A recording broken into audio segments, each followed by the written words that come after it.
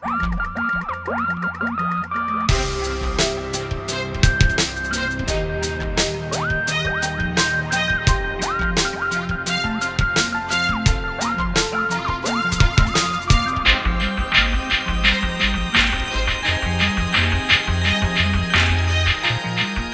Australia, we've got a giant pirate ship, and for 5 years, we've never been able to figure out what to do with it. It's always a big deal when we get an unreleased game playable at the show.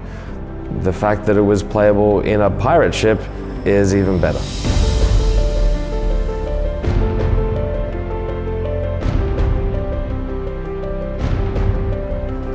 When we had the conversations kind of a month or so ago about we want to get some members of the team across to PAX, we want to have the game playable there. You know, I was like, I'm kind of busy, it's a long way to go, like, and then it was like, no, we're going to hire a ship and the game's going to be playable on it, and they sent some photos and I was like, okay, this sounds awesome.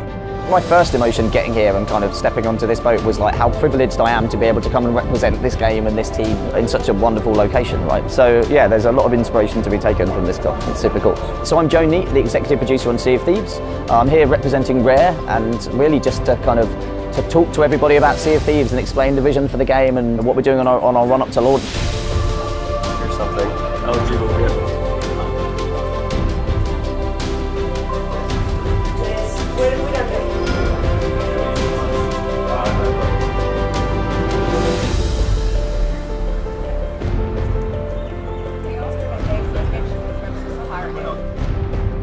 Sea of Thieves is a shared world adventure game. It's about you and your mates going on a co-op adventure in a pirate world, kind of experiencing everything you'd expect from a pirate game.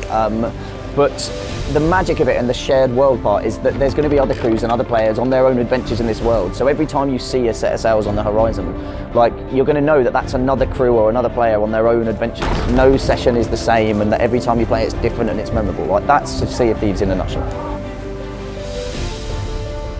Early on in the development of the game, we visited a couple of boats in London, so the Cutty Sark and then the Golden Hind, which was Francis Drake's boat, or a replica of that.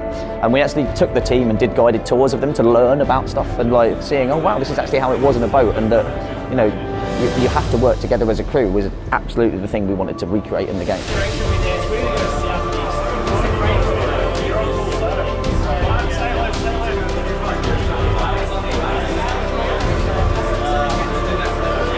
I love going to conferences like this, right? And PAX is so special because you really just get to meet the fans, right? You've got to work hard to build awareness of a new game and a new IP. Coming to PAX, you build up really positive word of mouth about Sea of Thieves, and I think that's going to be how it succeeds. To see the kind of reaction when they play it and to chat to them afterwards, like, that's what fills me with energy, right? And sends me back to the studio kind of committed to delivering the best game that we can.